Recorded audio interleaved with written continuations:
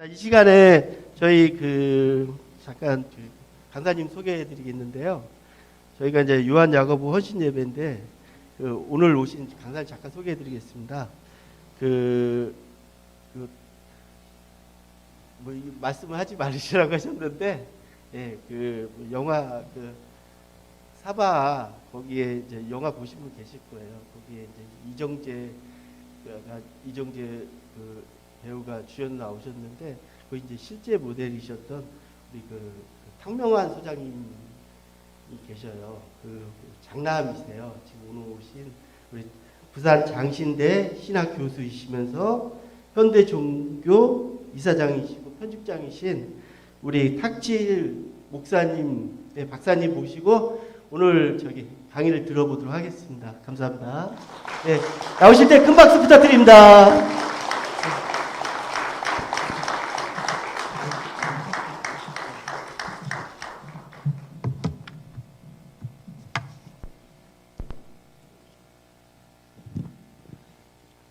이렇게 귀한 시간 허락하신 하나님께 감사드립니다.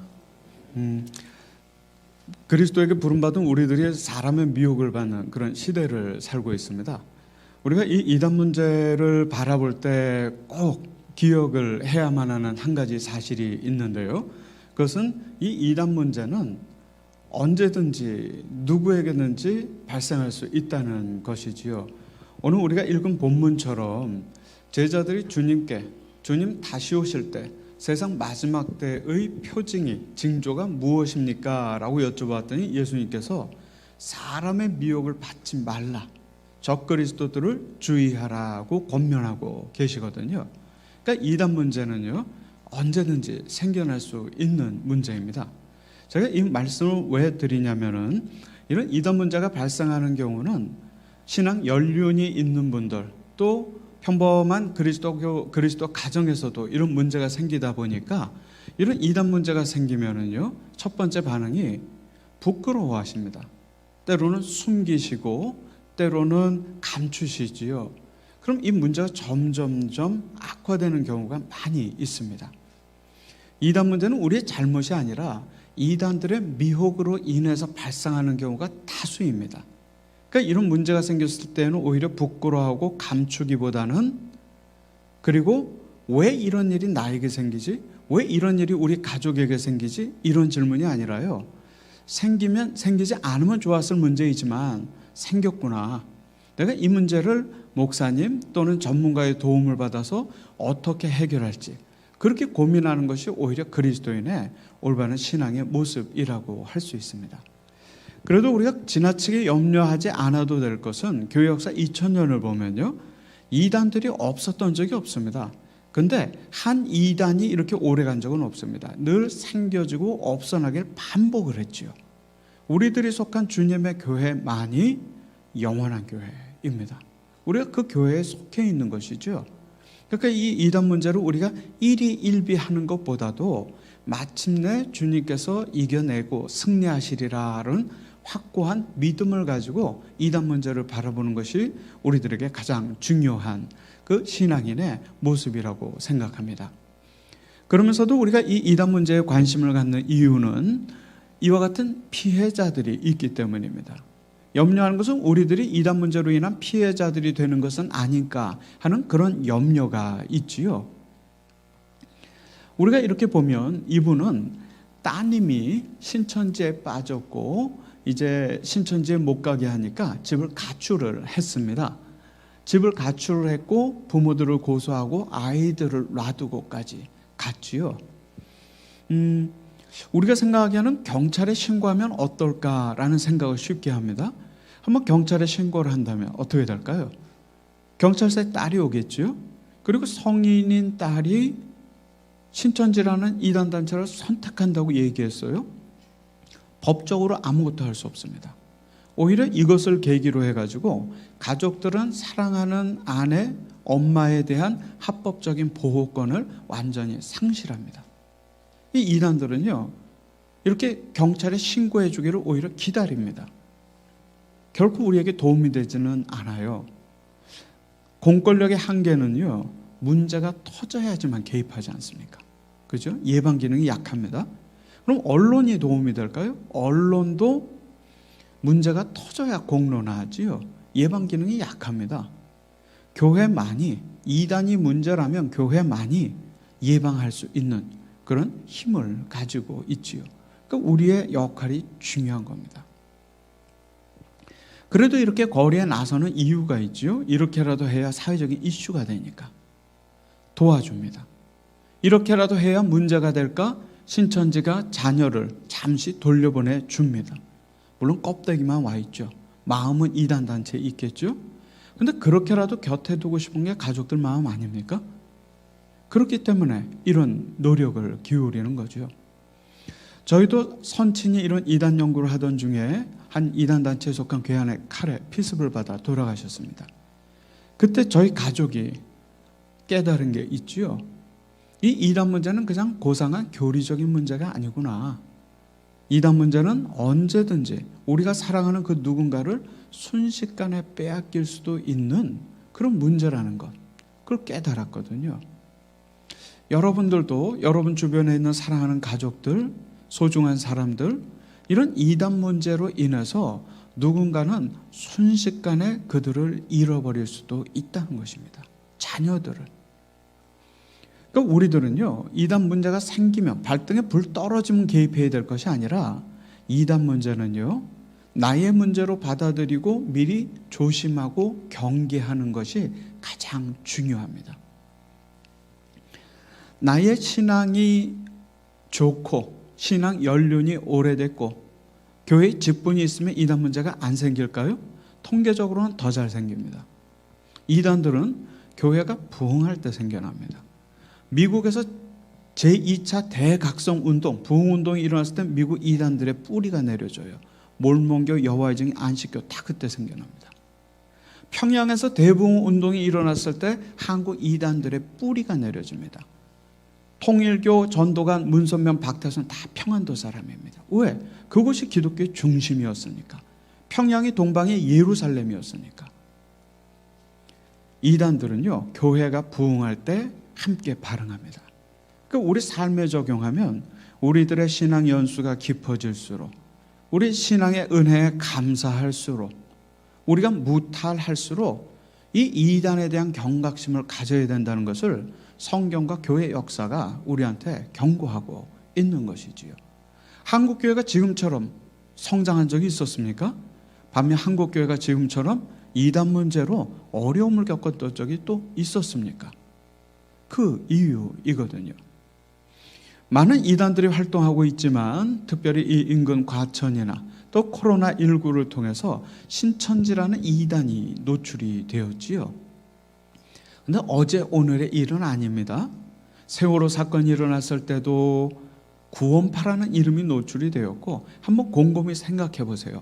한국 사회에 굵직굵직한 사건이 일어날 때마다 이단 사이비 종교들이 반드시 언급됐다는 거 기억하지 않습니까? 언제까지 이걸 우연으로 받아들여야 됩니까?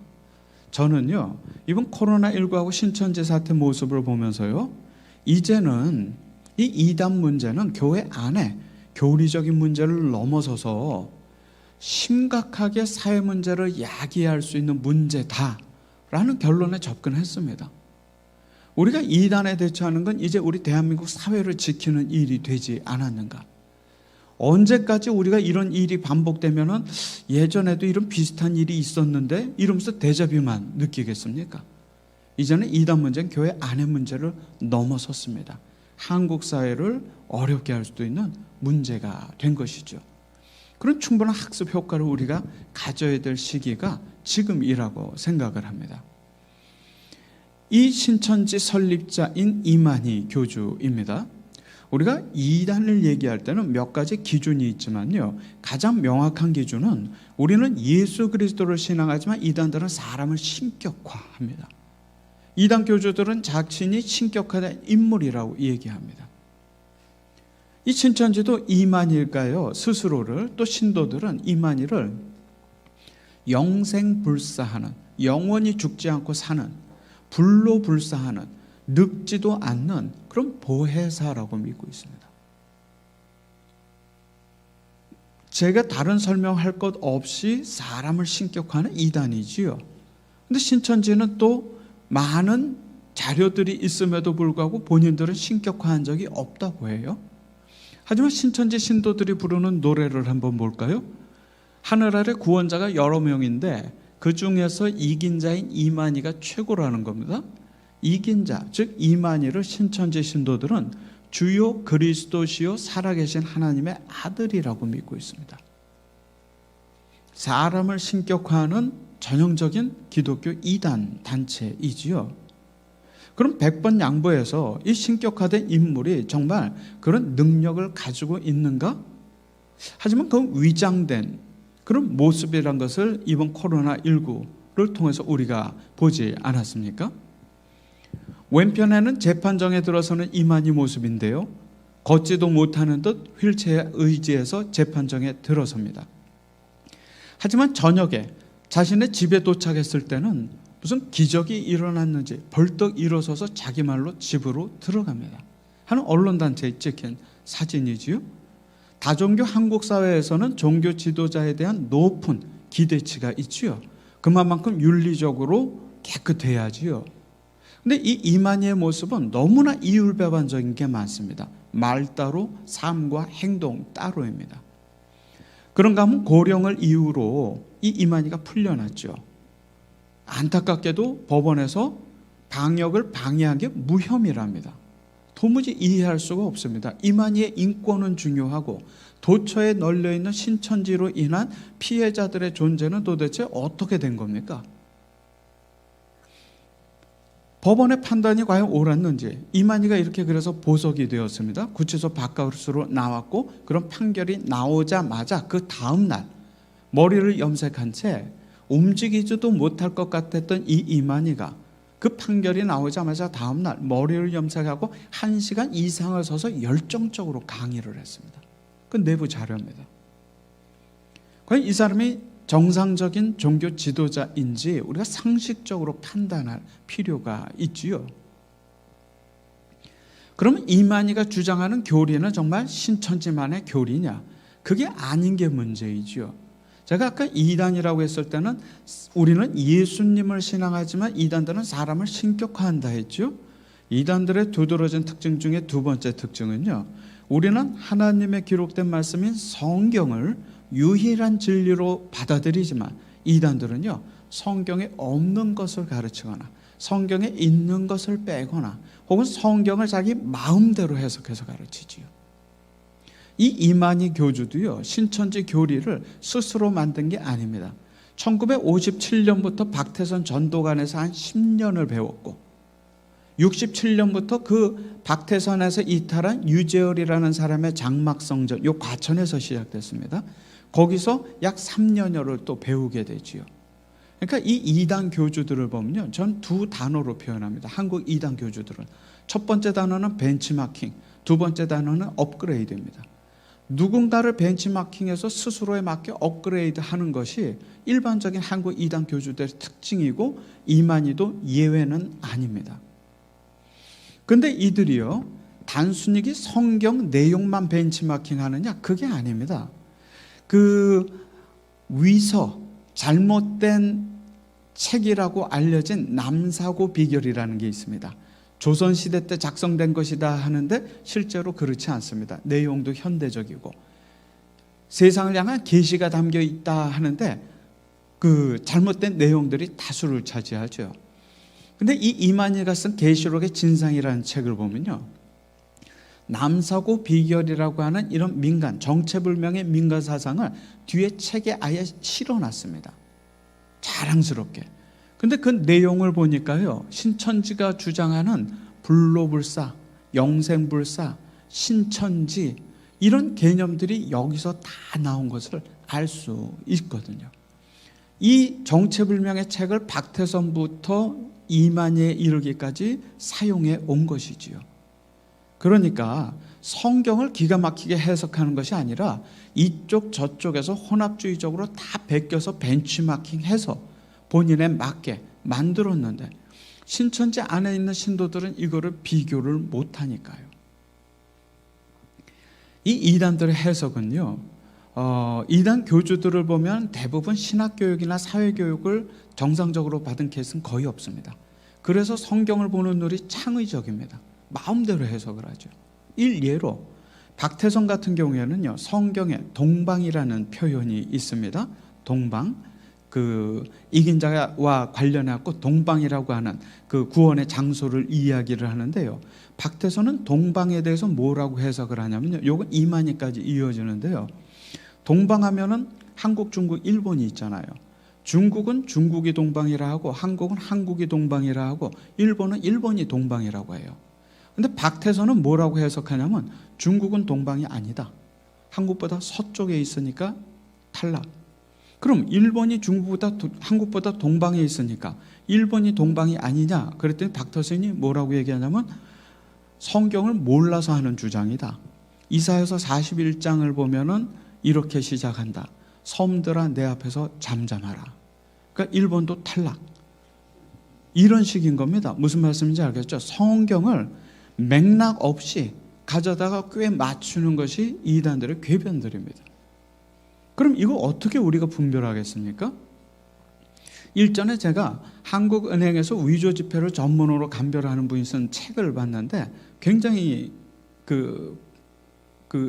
감동을 받았어요. 뭔 얘기냐면은 자기를 사람들은 위조 지폐 전문가라고 하는데 나는 진짜 화폐 전문가다. 진짜 화폐를 연구하고 가르치다 보니까 위조 지폐는 손으로 잡으면 99%가 비슷해도 가려낼 수 있대요. 저는 똑같은 이치라고 생각합니다. 우리들이 이단 전문가는 될 수 없잖아요. 하지만 하나님 말씀 전문가가 돼서 그 말씀대로 살려고 노력하면 이단 분별이라는 것은 덤으로 주어지는 하나님 은혜의 선물이지요. 우리가 우선순위는 혼동해서는 안 되겠습니다. 성경 말씀 위에 제대로 서지 못하기 때문에 이단 사설을 분별하기가 어려운 것이 아닌가. 이단 특강보다 더 중요한 것은 매주 주어지는 하나님의 선포되는 말씀, 설교 말씀이죠. 그 말씀대로 우리가 살아나가는 것이고, 이렇게 우리들의 하나님 말씀에 바로 서지 못했을 때 이러한 이단들이 이단 사설을 가지고 등장해서 우리를 미혹하는 일들이 일제강점기부터 지금까지 일어나고 있는 것이지요.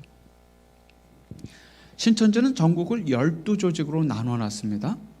그 조직을 나눈 이유는 조직마다 나누어서 활동하는 것도 있지만은 한 조직당 포교 활동을 효과적으로 해내기 위해서입니다. 신천지가 14만 4천이라는 숫자를 얘기하지요. 예를 들어서 12지파가 한 지파당 12,000명씩 포교하면 12만 명 곱하기 12지파 하면 그게 14만 4천을 만들 수 있다는 겁니다. 그래서 이 지역을 나누어서 활동을 활발하게 하지요. 혹시 회장님, 신천지에서 가장 영향력 있는 지파가 어딘지 아세요?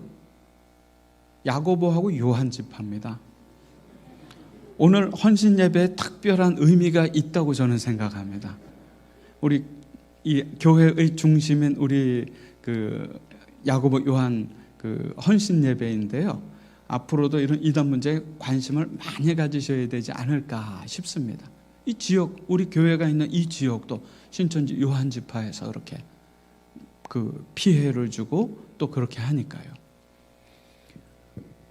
이 신천지는요, 이 안산 지역만인데요, 약 한 25개, 한 건물 안에 여러 개 단체가 있기도 하지만 지난해 초 신천지가 방역 당국에 제출한 내용을 보면 이 안산 지역에도 25개의 거점들이 곳곳에 위치해서 여러분을 포교하고 여러분의 가족들을 미혹하고 하고 있는 것을 볼 수 있죠. 근데 이거는 질병관리본부에 보고한 내용이고 사실 여기서 수백 개가 누락됐어요. 그러니까 이게 어떤 단체가 어떻게 우리 주변에 있을는지는 아무도 모르는 내용입니다. 전국 거를 110개를 보고했는데 그 다음 배는 1100개를 보고했는데 그 다음에 1700개. 이건 신천지 모임 장소고요. 두세 명씩 모여서 카페나 집 같은 데서 모여서 공부하는 신천지 소그룹 모임은 아예 셀 수조차 없습니다. 과천 옆에 시흥 옆에 이 안산은 기본적으로 선을 통해 가지고 많이 신천지 미혹에 노출된 장소라고 할 수가 있겠지요. 신천지는 14만 4천이라는 숫자가 매직 넘버입니다. 어떻게 믿느냐? 자기들 숫자가 14만 4천 명이 되면 놀라운 일이 두 가지 일어난다는 거예요. 하나는 뭐냐면 죽지 않고 영원히 산답니다. 육체 영생한다는 거예요. 두 번째는 뭐냐? 자기들이 세상을 다스리는 왕 같은 제사장이 된대요. 좀 허무맹랑하지요. 그런데 누군가가 이것을 믿게 되었을 때 14만 4천 명의 숫자가 되면 정말 영생불사하고 세상의 주인이 된다고 믿었을 때 학업도 직업도 또 가정도 다 이순위가 되는 겁니다. 설령 가정을 포기하더라도요 14만 4천을 채우면 모든 것을 일시에 회복할 수 있다고 믿기 때문에 신천지에 올인하는 겁니다. 사랑하는 가족을 살리겠다고 사랑하는 가족을 포기하는 일이 도처에서 일어납니다. 일제강점기 때부터 사이비 종교들은요 우리가 사랑하는 사람을 위해서 그 사람을 포기하게 만들어요. 우리에게 소중한 걸 위해서 그 소중한 걸 포기하게 만들어요. 그게 사이비 종교입니다. 우리는 그렇게 생각하죠. 나는 신천지 포교 내용 들으면 금방 알 거야. 내가 거기 빠질 리가 없어 라고 생각하지만 저는 이렇게 생각해요. 이단들은요 와가지고 교리내 놓지 않습니다. 이단들은 3단계예요. 첫 번째, 친절하게 다가온다. 두 번째, 친밀한 관계를 형성한다. 세 번째, 치밀하게 미혹하고 빼앗는다. 이 3단계로 진행이 되는 겁니다. 이단들도 상식이 있는데 우리한테 필요하지도 않은 것 가지고 우리한테 와서 미혹하겠습니까? 그런 이단 없죠. 우리가 보암직하고 먹음직한 걸 가지고 오는 겁니다. 그게 성경 지식이든 무료 영어 교육이든 뭐 해외 봉사활동이든 필요한 걸 가지고 접근을 하는 거예요. 그러니까 그 미혹이 시작이 되는 겁니다. 그리스도인들에게는요 세상 공짜란 없습니다. 예수 그리스도의 구원 말고 공짜를 탐할 경우에는 반드시 영적인 대가를 치르지요. 우리 꼭 기억해야죠. 이 이단들은 그렇게 보암직하고 먹음직한 걸 가지고 다가와서 친절을 베푸고 친밀한 관계를 형성하고 그 다음에 그들의 목적을 드러내지요. 14만 4천이라는 것은 우리가 교리로 그냥 가르쳐 주는 것이 아니라 이 황당한 교리는요 신천지가 거짓말을 해서라도 우리를 미혹하는 이유가 뭐냐? 그렇게 2달만 교육을 시키면은요 자기들 사람으로 만들 수 있다는 자신감이 있다고 그러더라고요. 이단들은 우리에게 성경의 조각 지식을 가르치는 게 아니에요. 성경을 보는 새로운 눈을 심어주는 겁니다. 그 눈을 우리가 갖게 되는 순간, 그 순간부터 교회도 사회도 성경도 다 다르게 보이는 거예요. 성경에 보면 이단에 속한 사람 한두 번 훈계하고 멀리하라 했지요. 집에 들이지 말라고도 하지요. 왜 그럴까요? 로마 제국의 박해를 이겨낸 이 신앙의 선배들이 왜 그렇게 수동적으로 이단에 대처할까요? 그만큼 이단들이 우리 안에 들어와서 거짓으로 우리를 미혹하기 때문이거든요. 문제는 뭐냐? 요거는 제가 신천지 내부 매년 나오는 통계 자료를 제가 종합한 거예요. 2015년에 이미 14만 4천 명이 넘었더라고요. 근데 이 아무 일도 일어나지 않는 이 불편한 진실을 어떻게 이해해야 할지. 작년 질병관리본부에 보고한 신천지 총 숫자는 24만 명에 가깝습니다. 아무 일도 일어나지 않아요. 그렇다고 신천지에서 사람들이 다수 빠져나왔냐? 그것도 아니에요. 왜 그럴까요? 우리 같으면 14만 4천이 실패했으면 아이고 속았구나 하고 나와야 되잖아요. 왜 안 나올까요? 교주가 죽으면 아이고 실수했구나 하고 빠져나와야 되잖아요. 문선명이 죽어도 유병헌이 죽어도 설령 이만희가 사망해도 사람들이 다 나오리라 생각하십니까? 어떻게 생각하세요? 우리 상식하고는 정반대입니다. 어떤 교주를 10년, 20년 따라다녔어요. 하나님이라고 숭배하면서. 그런데 이 사람이 죽었어요. 내가 기대했던 것과는 전혀 다른 현실이 발생한 겁니다. 인지부조화라 하지요. 완전히 발생을 했어요. 그럼 어떻게 하는 게 좋겠습니까? 제가 당사자라면 지인이나 가족들의 반대를 무릅쓰고 여기를 와서 이렇게 살았는데 가족들에게 가서 미안하다, 잘못했다, 내 선택이 틀렸다라고 이야기하는 게 빠르겠어요? 편하겠어요? 아니면 이 단체에서 교주의 죽음을 합리화하고 미화하고 신격화하고 재림을 기다리는 게 더 빠를까요? 많은 경우 이 선택을 하는 경우도 있다는 겁니다. 이단에 빠지고 안 빠지고는 상식이나 지적인 수준의 문제가 아니라 신앙의 문제라는 것을 우리가 꼭 기억할 필요가 있지요. 14만 4천 빼고 한 10만 명의 신도들은 그럼 어떻게 되는 건가요? 우리가 생각해도 야, 그럼 10만 명은 빠져나와야 되는 거 아니야? 신천지에서 생각할 수 있죠. 문제는 뭐냐? 신천지는 누가 14만 4천에 속했는지 누가 10만 명인지를 안 가르쳐 준다는 얘기죠. 무한 경쟁 체제로 들어가는 겁니다. 더 헌신하게 하고 더 재물을 바치게 하고 그런 과정으로 들어가는 것이지요. 신천지가 이렇게 거짓말을 하는 이유가 있습니다. 우리가 볼 때는 어떻게 종교인이 거짓말을 할까? 여기 또 그 아내분들 계시지만은 집에서 남편이나 아이들이 뭔가 조금만 거짓말이라도 할 때 잠시 잠깐 흔들리는 눈동자를 알아채시잖아요. 무서운 촉이 있지 않으십니까? 그리고 아이들이 뭐 한다고 거짓말해도 믿으니까가 아니라 사랑하니까 용돈 주는 거지요. 그 정도는 우리가 일반적인 상식입니다. 근데 문제는 신천지의 거짓말은 알아볼 수가 없다는 거예요. 왜? 신천지는 그 거짓말을 모략이라고 가르쳐요. 성경에 보면 모략을 써서 이기라고 했으니까 거짓말을 해도 괜찮다고 종교적으로 합리화시켜 줍니다. 즉 죄책감을 느끼지 않는다는 겁니다. 도덕적인 불감증이 생기는 거죠. 거짓말이 자유롭지요. 근데 이게 과연 거짓말일까? 성경에서 거짓말하라고 그랬을까? 이 단어가요, 성경 원어 히브리어로 에사라고 하는 단어입니다. 그 단어를 보니까요, 거짓말이라는 뜻은 없고 충고라는 뜻입니다. 충고.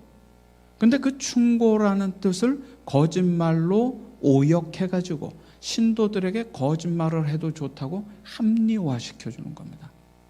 저는 이 신천지의 포교 방법을 보면은요, 이 사람들이 기독교에 속할 수도 없는 대한민국 사회의 사이비 종교라고밖에 볼 수 없어요. 왜냐면요, 우리들은 그리스도인들이잖아요. 그리스도인들의 특징이 있습니다. 어떤 특징이냐? 우리는 어떤 세상을 만나도 복음을 부끄러워하지 않는 사람들입니다. 바울이 사도행전 28장에서 이야기하는 것처럼 그 스스로 로마에 잡혀와서 로마 군인의 감시하에 새 집에 2년여를 머물게 되는데 사람들이 복음이 궁금해서 찾아와요. 그때마다 바울이 복음을 어떻게 전했느냐?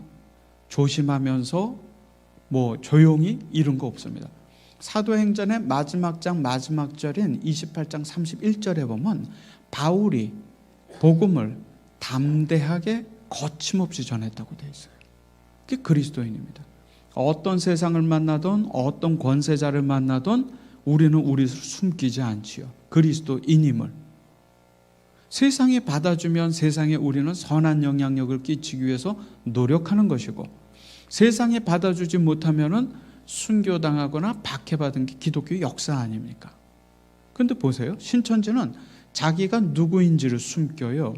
자기가 믿는 것도 숨겨요. 세상에 그런 기독교는 없지요. 그 헌법의 가치를 훼손하는 겁니다. 다종교 한국 사회에서 불자든 천주교 신자든 다 자기 종교 얘기해요. 근데 자기 종교도 얘기하지 않고 대한민국 사회의 일원으로 있다? 이거는 남들이 종교를 선택할 수 있는 그 자유를 제한하는 거예요. 속이는 거니까. 그러니까 신천지는 교리적으로 보면 기독교 이단일 뿐더러 사회적으로도요, 이것은 종교인 척하지만 종교적인 역기능이 많은 사이비 종교라고 볼 수 있죠. 그게 신천지 정체입니다. 그럼 우리 성도 여러분들이 나는 신천지 모략 거짓말에 안 속을 거야 라고 생각하지만, 일예로요, 신천지가 했던 모략 거짓말 중에 하나예요. 서울대학교 심리학과에서 이런 포스터를 공지했어요. 뭐라고 그리고 써놨냐면은 요즘에 서울대 심리학과 명의로 단기 아르바이트를 모집한다는 포스터가 게시되고 있는데 우리가 만든 거 아닙니다. 알고 보니까 신천지라는 곳에서 만든 포스터이니 조심하시기 바랍니다. 이런 공지를 냈어요. 신천지의 거짓말은요, 끝이 없습니다. 한 어디까지 거짓말, 금방 탄로난 거짓말도 이렇게 해가지고 일단은 사람을 미혹하려고 최선을 다하죠. 이게 신천지의 거짓말입니다. 그리고 신천지가 이미 우리한테 접근할 때에는요, 마치 사기꾼들이 온통 완벽한 설계를 해서 접근하는 것 마냥 우리들의 조건, 인간관계 모든 것을 파악하고 접근을 하기 때문에 당해내기가 쉽지가 않지요.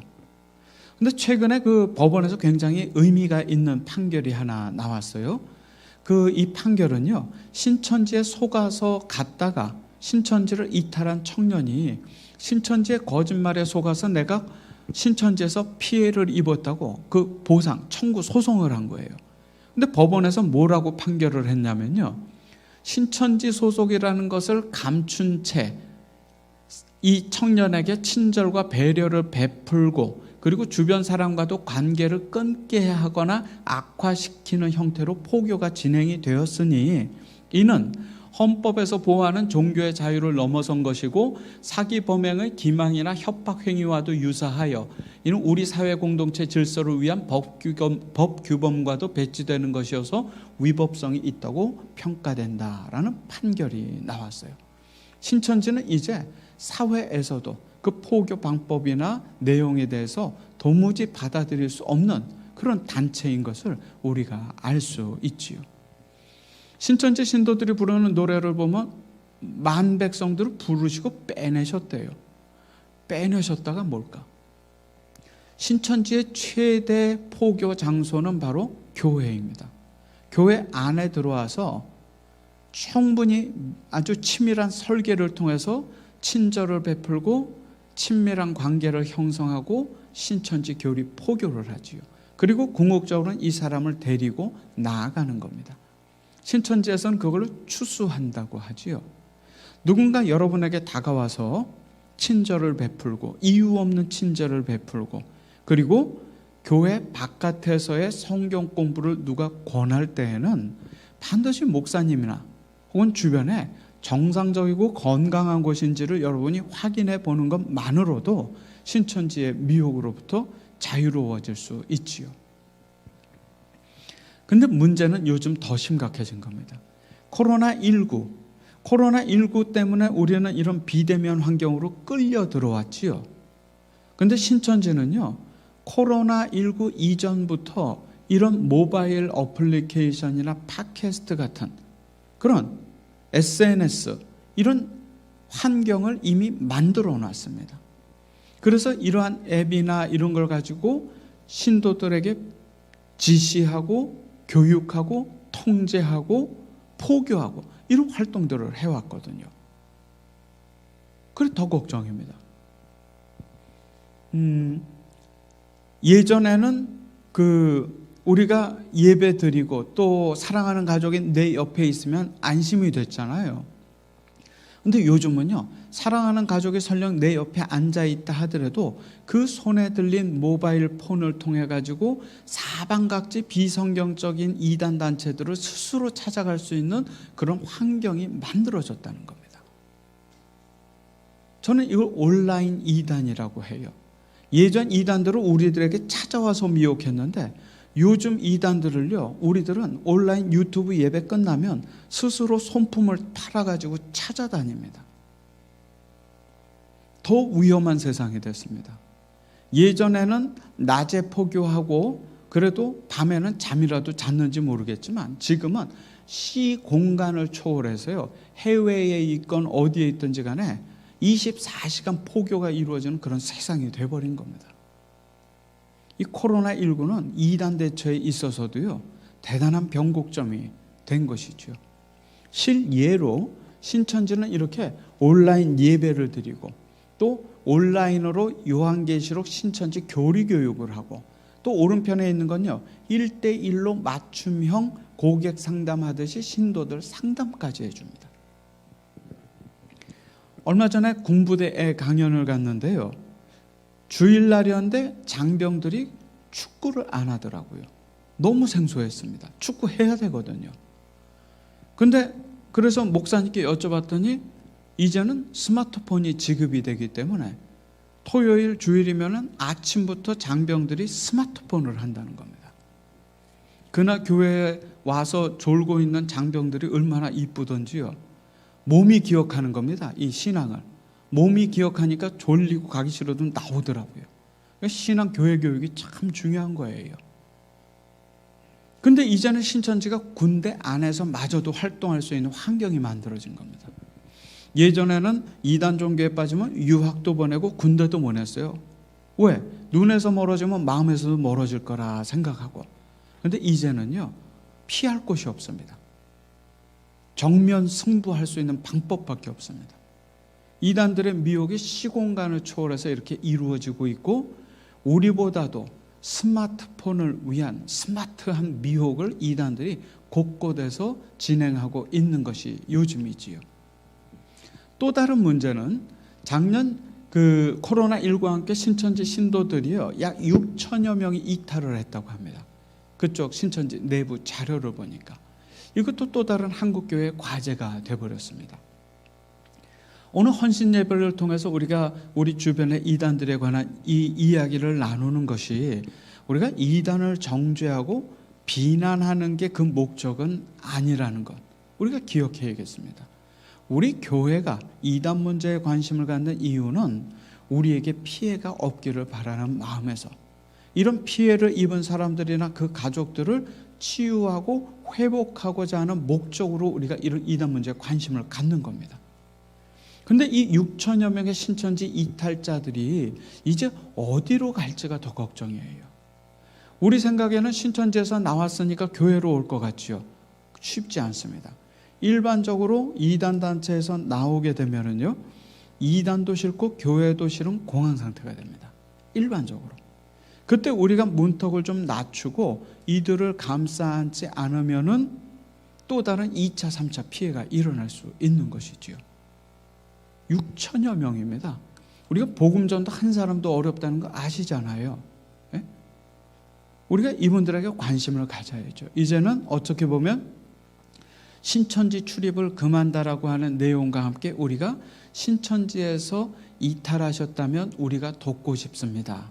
이런 내용을 붙여야 될 때가 된 것은 아닌가. 또 다른 신천지의 문제가 지금 생기고 있는 것이지요. 신천지는 온라인으로 여전히 활동이 활발하다. 우리들의 예방과 경계는 여전히 필요하다라고 볼 수가 있습니다. 그런가 하면 우리 온 가족이 조심해야 될 단체가 또 활동해요. 대한민국에서 규모가 가장 큰 이단입니다. 신천지보다도 훨씬 규모가 큽니다. 근데 우리한테는 신천지만 노출되어졌지만 실제로 이 단체가 더 위험합니다. 제가 밤 한 8, 9시경에 찍은 사진인데, 지나가는 청년에게 타블렛 PC를 보여주면서 뭔가 집요하게 포교를 하는 이 사람들, 누구냐면요, 하나님의 교회 세계복음선교협회라는 단체입니다. 하나님의 교회. 이 단체는 이 사진에 보이는 이 남성을 재림 그리스도, 재림 예수, 그리고 하나님으로 믿습니다. 도굴적이지요. 그래서 이 사람들을 안상홍 증인회라고도 합니다. 여기 있는 이 남자가 이제 1964년에 이 단체를 만들어서요, 1985년에 사망했거든요. 그런데도 불구하고 이 남자를 이 하나님의 교회는 하나님이라고 믿고 있습니다. 대단한 거점들이 많지요. 본부는 분당구 임해동입니다. 그곳에 좌측에 있는 그들의 본부가 있고, 분당구 백현동 그 인근에는요, 저 규모가 높은 건물처럼 저희가 신천지 하나님의 교회 본부 건물입니다. 그리고 이러한 규모의 건물이 크거나 작거나 한 건물이 전국적으로 300, 400개가 있다고 그들은 주장을 하고 대략 200~300개가 되어질 것으로 보여집니다. 한 동네에, 한 지역에 이 사람들의 포교 장소가 있다. 이 정도 규모의 그들이 교회라고 부르는 그러한 그 거점이 있다 하면은 우리가 이들의 미혹에 노출되었다고 얘기할 수 있거든요. 근데 이 초지동에 보면은 이 하나님의 교회 건물이 하나 있습니다. 사거리 중간에. 이런 건물이 이곳 단원구에 하나 있다? 그러면은 이거는 하나님의 교회 포교 활동이 조직적으로 이루어지고 있다고 보셔도 되는 대목입니다. 한 도시도 아니고 한 동에 이렇게 자리 잡고 있다고 한다면 누군가 나의 사랑하는 가족이나 누군가는 이들하고 한번 마주쳤을 수도 있고 미혹됐을 수도 있다는 것을 의미하죠.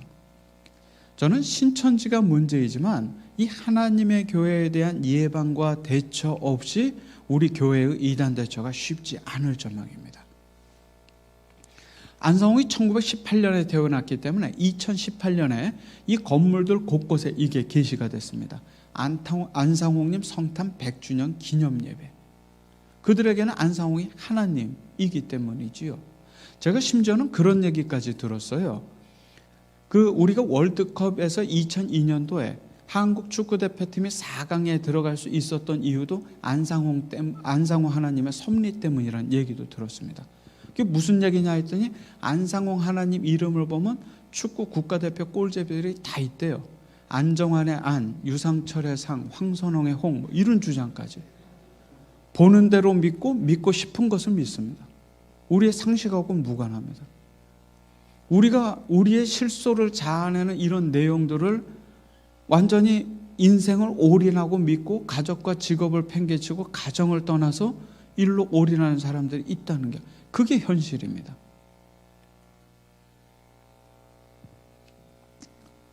우리가 어떤 곡인지 아시겠죠? 주 하나님 지으신 모든 세계를요, 안상홍님 지으신 모든 세계 내 마음속에 그리워볼 때라고 개사를 해서 부릅니다.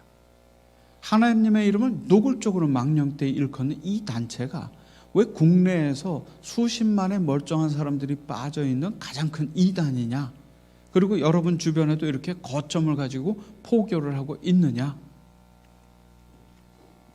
그들의 전도제를 보면 성부 여호와 하나님, 성자 예수 그리스도, 성령 안상홍 하나님, 안상홍 하나님 이름으로 침례를 받고 죄사함을 받으라고 합니다. 노골적입니다.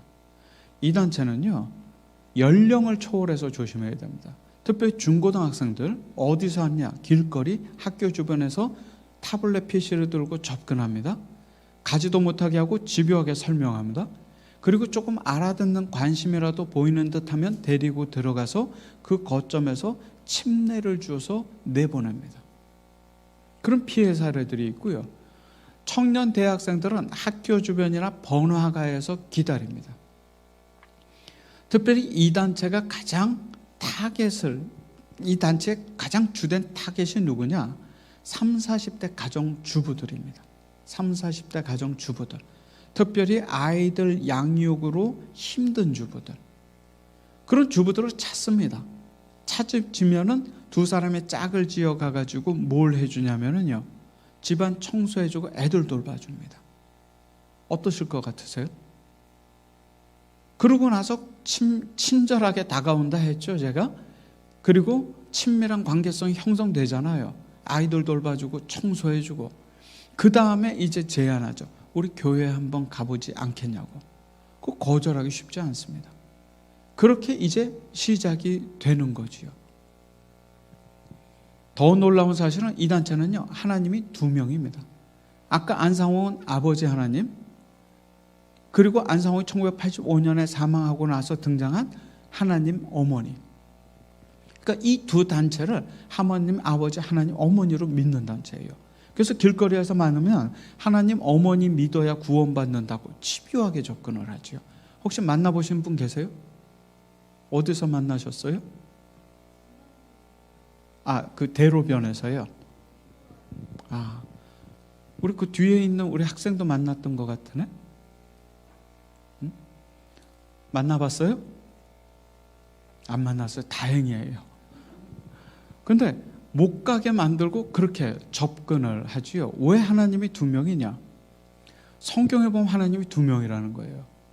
성경에 보면 구약 히브리어로 하나님이 엘로힘인데 그게 복수형 명사라는 겁니다.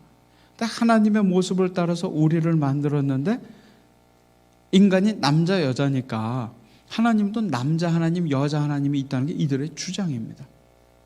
근데 그 엘로힘이 복수형인 건 맞지만은 성경에서는 전능하신 한 분 하나님을 엘로힘이라고 표현하거든요. 그러니까 때로는 성경을 잘 알아서 이단에 빠지는 것이 아니라 오히려 성경에 대한 무지로 인해 가지고 이단에 빠지는 것은 아닌가 싶습니다. 어쨌든 이들을 두 명의 하나님을 만들어 낸 것이지요. 많은 사람들이 여기에 빠져 있습니다. 놀랍게도 주력 연령층은 30대와 40대들입니다. 여러분 어떻게 생각하세요? 여기 있는 사람들이 다 상식과 지적 수준의 문제가 있는 그런 사람들일까요? 우리와 똑같은 사람들입니다. 이단에 빠지고 안 빠지고는 상식과 지적인 수준의 문제가 아닙니다. 신앙의 문제이죠. 오히려 조심성도 많고 신앙에 대해서 잘 모르는 분이 있는데 그분이 이단을 접촉했어요. 그러면 목사님이 그 이단이니까 가지 마세요라고 권면하면 그 권면을 받아들이세요.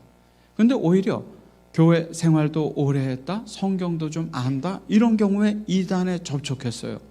그래서 염려되는 마음으로 이단이니까 가지 말라 하면 왜 이단인지 조사해 보지는 않고 교회도 오래 다니고 성경도 좀 아는 내가 잘못된 이단을 선택할 리가 없다는 결론을 성급하게 내려요.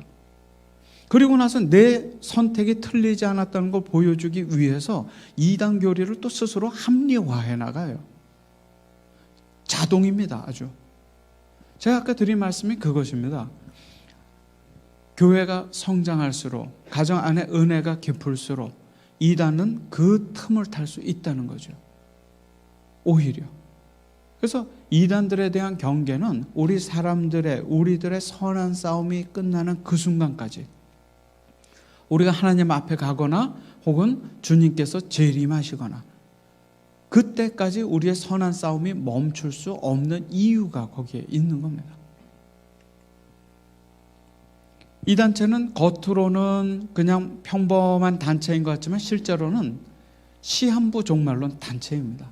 상습적인 그것도 1988년에 종말이 온다고 주장했어요. 그런데 아무 일도 일어나지 않았어요. 실패했어요. 또 1999년에 종말 온다고 주장했어요. 또 실패했죠. 아무 일도 일어나지 않았어요. 그리고 나서 2012년에 종말이 온다고 주장을 했습니다. 역시 아무 일도 일어나지 않았죠. 세 번의 시한부 종말론이 실패했는데도 이 단체는 계속 성장했습니다. 우리가 곰곰이 생각해 볼 대목입니다. 이들이요. 그런데 정말로 2012년은 종말의 날로 믿었겠느냐? 그게 아닌 게 더 문제이지요. 이 2012년 동안 이 사람들이 세운 그 소위 교회 건물들입니다. 아까와 같은 규모의 건물들을 2012년에요. 여기도 안산 단원에 하나님의 교회가 2012년 5월에 세워졌어요. 자기들은 2012년이 종말이라고 얘기하면서 이 사람들은 전국 각지 29개 곳에 땅을 사고 건물을 세웠어요. 수백억의 돈이 들어갔겠지요. 여러분 어떻게 생각하세요? 이 사람들이 종말을 실제로 믿었을까요? 아니면 그들의 탁월한 비즈니스 아이템일까요? 후자겠지요. 제가 이 안상홍이라는 자칭 하나님의 아들을 만나 직접 인터뷰를 해봤거든요. 수년 전에. 그리고 나서 그때 그 하나님의 교회 재산이 그때 당시로 약 3, 4조 된다고 그랬었습니다. 지금은 더 그랬겠지요.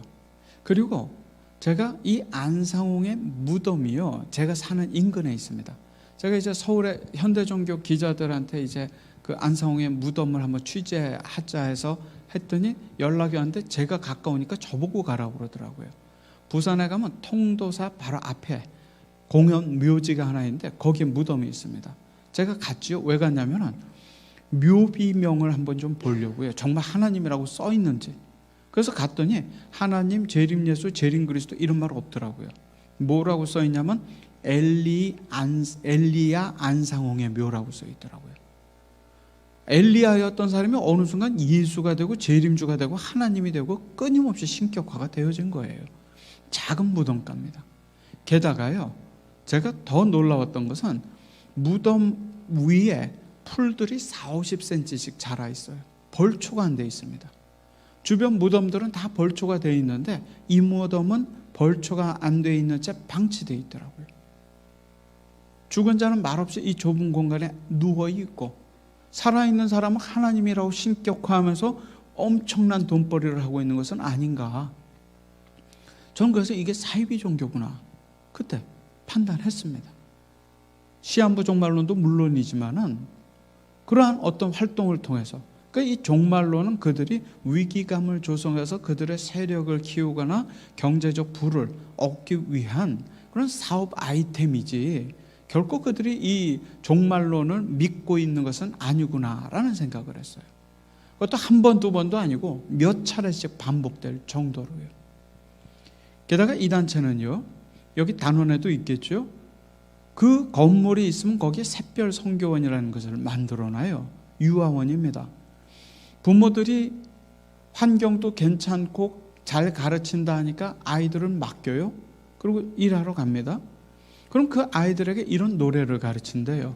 제목은 하나님의 은혜인데 가사가 이상하죠. 십자가 세우지 마세요. 일요일도 거짓말이에요. 우리는 이 세상 교회 없는 어머니도 있죠. 우리 구원자 안상홍님도 계신답니다. 안상홍님 믿어야 하늘나라에 가죠. 이 어린 영혼들이 어려서부터 이런 교육을 바라면서 자르면 어떻게 될까요? 참 우리가 이 복음 전도에 있어서 성인뿐만 아니라 이 다음 세대들인 우리 자녀들 전도에도 힘쓸 때가 아닌가 싶어요. 이 성장하는 이단들을 보면 어김없이 청소년, 청년들이 많이 있거든요. 사실 청소년, 청년들, 청년 대학생들은 젊어 보이고 어려 보이지만 어떻게 보면 우리 교회의 미래 아닙니까? 그들이 없이는 우리 교회가 존재할 수 있겠습니까?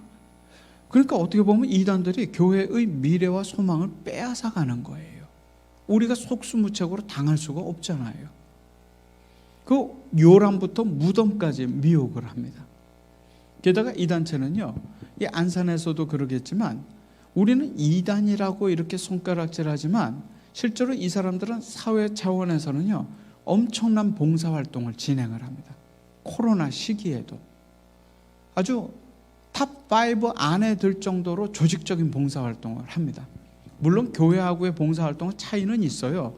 우리는 오른손이 하는 일을 왼손이 모르게 하지만 이 사람들은 전략이 오른손이 하는 일은 반드시 왼손이 알게 합니다. 봉사해요? 사진 찍어갖고 지역신문에 내요. 지역신문에 난 것 가지고 관공서 찾아가가지고 표창 달라고 합니다. 그래서 상장 받으면 그것을 이렇게 전시해놓고 우리는 2단, 3단이 아니라 우리는 이렇게 사회에 도움을 주는 그런 단체입니다 라고 선전을 하죠. 우리가 2단이라고 하잖아요. 이런 지방자치단체장들한테 받은 표창장 같은 것을 복사해 갖고 다니다가 우리가 이렇게 좋은 일을 하는데 왜 2단이냐고 반문을 합니다. 여러분 어떻게 생각하세요? 이 2단들이 왜 이렇게 양의 옷을 입고 활동을 할까요? 만약에 여러분이 일반 안산 시민이라고 생각해 보세요. 한 사람이 여기 있는데 이 사람은 누구냐면 안산에서 사회봉사 활동을 열심히 하는 2단이에요.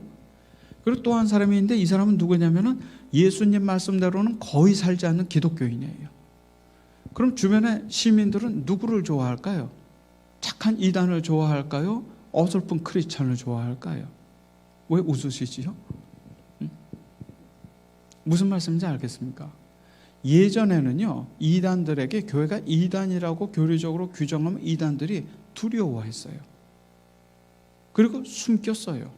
근데 요즘은 우리가 이단이라고 해도 아주 당당해요. 오히려 이단들은 10명 중에 한두 명밖에 안 되는 기독교인들에게 교리적인 인정을 받느니 10명 중에 8, 9명의 비기독교인들의 사회적인 공신력을 얻는 전략을 씁니다. 그러니까 요즘 이단들이요, 신천지부터 해가지고 이런 사회봉사 활동을 열심히 해요. 위장하는 거지요. 속은 노략질하는 일이지만은 겉으로 이렇게 양의 옷을 입고 활동을 해요. 하나님을 망령때 일컫고 이렇게 이단 사설을 가지고 우리들을 미혹하는 이런 하나님의 교회와 같은 이런 이단 단체들, 여러분이 어떻게 대처하실 수 있겠습니까? 오늘은 그 지혜를 나누는 자리인데요. 어떻게 대처할 수 있겠습니까? 문제 있고 사회적인 문제를 일으키는 단체는 우리가 이단이라고 하면은요, 주변 사회에서 공감해주고 도와주세요. 근데 이런 단체들이 정말 이단인데 이 단체를 우리가 어떻게 대처를 해야 되겠습니까? 여러분이 한번 지혜를 줘 보십시오. 여러분 주변에 활동하고 있는 단체이고, 이제는요, 우리가 이단을 비판하는 것을 넘어서서 우리들이 이단들보다 더 윤리적으로 살아야 됩니다. 우리 신앙 공동체가 지역사회의 빛과 소금의 역할을 하는데 최선을 다하고 선한 영향력을 끼치려 하고, 그냥 우리가 찬양만 부르고 눈물 흘리고 손들고 눈물 흘리는 게 아니라 우리가 찬양하듯이 정말 예수 그리스도의 정결한 신부처럼 우리가 살아가지 않으면 이런 신형 이단들에게 대처할 수 있는 영적인 힘을 우리가 갖기 어렵다는 겁니다. 그런 시대에 우리가 살고 있는 것이죠. 이 하나님의 교회가 그렇게 세력을 확장해 나아가고 있습니다. 여러분은 모르실지 몰라도 안산에서는 어려운 사람 사랑 나누게 한다고 이렇게 봉사활동, 기부활동을 하고요. 또 이러한 안산 항공천 또 이런 곳곳 시화호 이런 데로 돌아다니면서 환경 정화 활동을 합니다. 아까 보실 때까지 하더라도 하나님의 이름을 망령되이 일컫는 이단 중에 이단이고 시한부 종말론을 상습적으로 조장하는 사이비 종교인데, 여러분 안산 주변에는 이렇게 노출이 되고 있다는 것이죠. 여러분이 이런 이단들에게 대처하기 원하신다면 이제는 나와 우리 가정이 주변 사회에 선한 영향력을 끼쳐 나아갈 수 있는 빛과 소금의 그런 건강한 신앙 공동체로 우리가 살아나아갈 때 이런 이단들에 효과적으로 대처할 수 있는 것이죠. 그런 시기가 된 것입니다. 한 남편이 하나님의 교회 건물 앞에서 1인 시위를 합니다. 그 이유는 이 남편의 부인이 하나님의 교회에 빠졌기 때문입니다. 이 남편이 아내를 찾기 위해서 이렇게 시위를 하니까 하나님의 교회가 이 남편을 오히려 고소고발을 했어요. 업무를 방해한다고.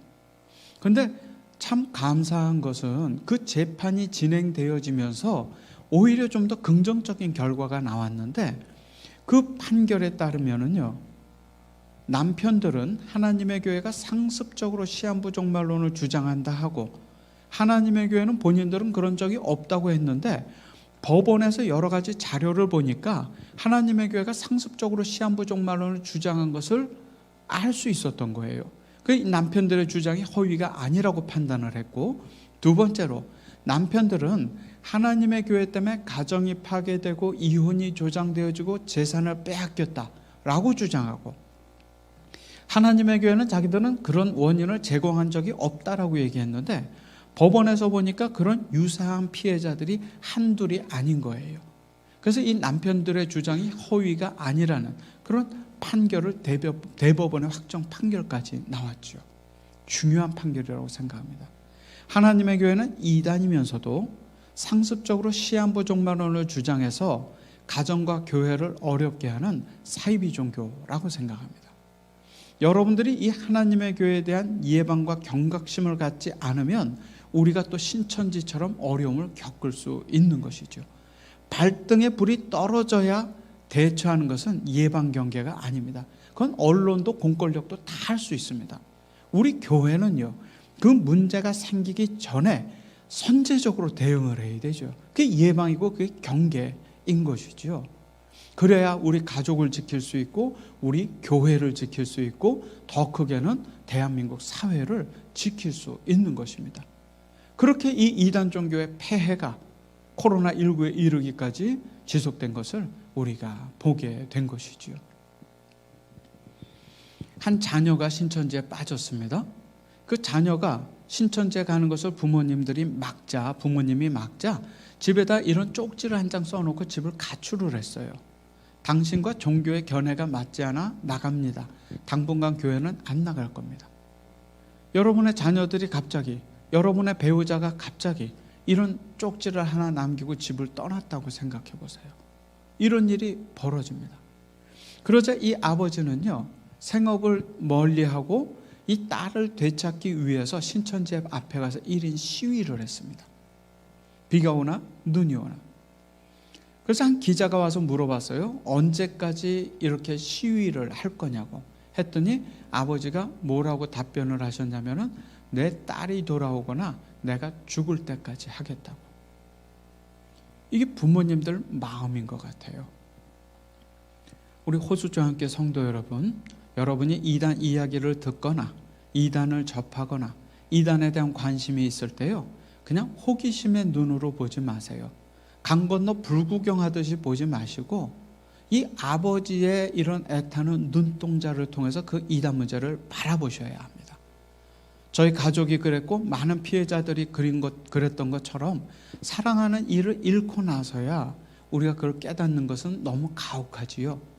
이단 문제는 언제든지 우리의 사람들을 사랑하는 것을 빼앗아갈 수 있는 그런 문제입니다.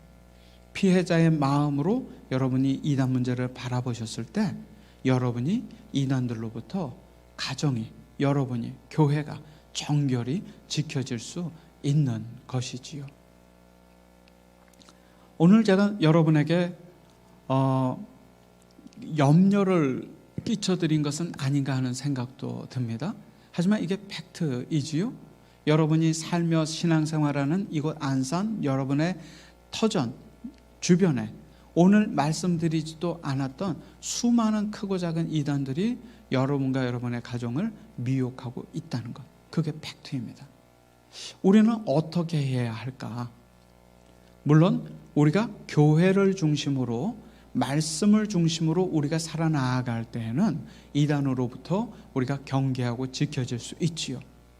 그리고 궁금한 점이 있으면은 인터넷 언론을 통해서 불특정한 정보를 찾으려고 하기보다도 오히려 목사님들께 여쭤보세요. 저 현대종교에 연락해 보세요. 그럼 공신력 있는 정보가 이단 대처에도 꼭 필요하지요. 그리고 또 혹이라도 여러분과 여러분 주변에 아는 누군가에게 이런 이단 문제가 생기잖아요. 걱정하지 마십시오. 생길 수 있는 문제가 생긴 겁니다. 결코 부끄러워하거나 감추지 마세요. 예후가 더 안 좋습니다. 목사님께 상의하고 전문가의 도움을 받는 것이 가장 중요하다는 것, 우리 호수중앙교 성도 여러분 꼭 기억해 주셨으면 좋겠고요. 저도 이제 교회 역사를 전공하지만 교회 역사를 이렇게 돌아보면은요, 이단들이 2000년 동안 있어 왔고 교회는 이단들과의 싸움을 통해서 우리의 신앙과 우리의 신앙 고백이 이렇게 확립이 되어졌거든요. 이 이단들은요, 단 한 번도 영속된 적이 없습니다. 이단들에 대한 승리는 교회의 것이고 주님의 것이라고 하는 그런 믿음을 가지시고, 믿음은 눈에 보이는 걸 믿는 게 아니라 눈에 보이지 않아도 그것에 대한 확신을 갖는 게 믿음이잖아요.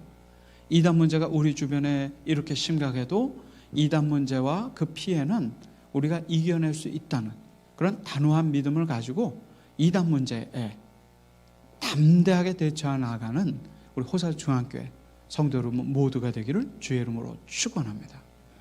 특별히 우리 상징적인 요한 야고보, 우리 헌신 예배로 하나님께 헌신하는 우리 그 회원들께서는, 집사님들 또께서는 더더욱이 이러한 문제에 관심을 가지시고, 여러분들이 이제 교회의 허리시니까 아래 위를 아우르면서 여러분의 정결한 교회를 지켜 나아갈 수 있도록 주님의 은혜와 복이 우리 헌신 예배를 드리는 회원들의 삶 또 가정 위에 함께하기를 제가 기도하겠습니다. 같이 기도하겠습니다. 사랑과 은혜 하나님, 허락하신 귀한 시간에 감사드립니다. 주님, 저희에게 지혜로 함께 하셔서 우리 주변에 우리를 미혹하는 이들을 분별할 수 있는 은혜를 베풀어 주시옵소서. 많은 이단들이 우리 주변에서 우는 사자처럼 우리에게 달려들고 있습니다. 주님 최후의 승리에 대한 소망과 믿음을 가지고 그 이단들의 도전에 당당하게 응전해 나아가는 우리 모두가 될 수 있도록 주님 저희와 함께하여 주시고 이 불확실한 코로나 세상에서의 하루하루 주님께서 은혜 베풀어 주시고 늘 동행하여 주시옵소서. 모든 말씀 예수 그리스도의 이름으로